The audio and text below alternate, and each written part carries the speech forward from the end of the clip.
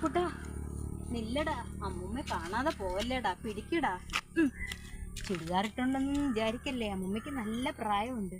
നീ ചിന്നു ചേച്ചി ട്യൂഷനിൽ കണ്ടായിരുന്നോ? ഞാൻ നേരത്തെ ട്യൂഷന് പോയി. ചിന്നു ചേച്ചി അവിടെ പഠിക്കുന്നുണ്ട്. അപ്പം എൻ്റെ കുട്ടി വന്നു അല്ലേ? ഇന്നെനിക്ക് അവളെ കാണാൻ ഇതുവഴിയാണ് പോകുന്നത്. മോൻ പൊക്കോ, ഞാനിവിടെ എൻ്റെ മോളെ കണ്ടിട്ടേ വരുത്തുള്ളൂ. പൊക്കോടാ. ചിന്നു നിൽക്കടാ, ചിന്നു നോക്കിയിട്ട് പോകുന്നു. എത്ര നാളാ എൻ്റെ കുട്ടീനെ കണ്ടിട്ട്. ഒറ്റയ്ക്ക് താമസിക്കുമല്ലേ അമ്മൂമ്മ? എന്റെ അമ്മ കണ്ട വഴക്ക് പറയത്തില്ല. അമ്മ എല്ലാം പഠിപ്പിച്ച് വെച്ചിട്ടുണ്ട് എൻ്റെ കുട്ടിയെ. അവളെ ഞാൻ എങ്ങനെ വളർത്തിയതാ തമ്പുരാന്.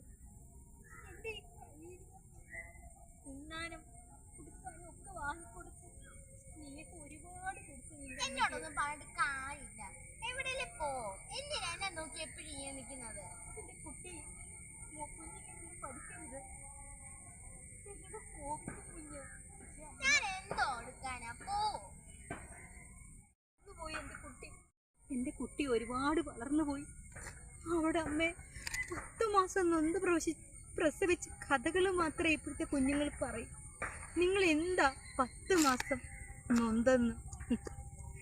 മതിയായി. ഒരുപാട് കാര്യങ്ങൾ കേട്ട് ഈ അമ്മമ്മയ്ക്ക് വയറ് നിറഞ്ഞു. ഇനി ചത്താലും ഈ വീട്ടിൽ കിടന്ന് നരകിച്ച് ഞാൻ മരിച്ചു പോകുമ്പോൾ എൻ്റെ കുട്ടികളെ ശിക്ഷിക്കില്ലേന്ന് മാത്രമേ എനിക്ക് പറയാനുള്ളൂ. മതിയായി.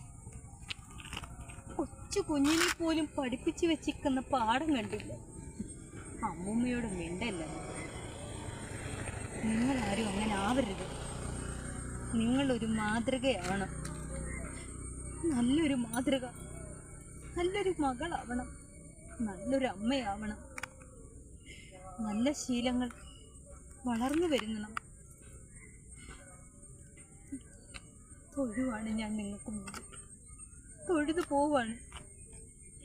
മതിയായി ഈ ജന്മം, മതിയായി. മതിയായി അമ്മൂമ്മയ്ക്ക് ഈ ജന്മം, മതിയായി.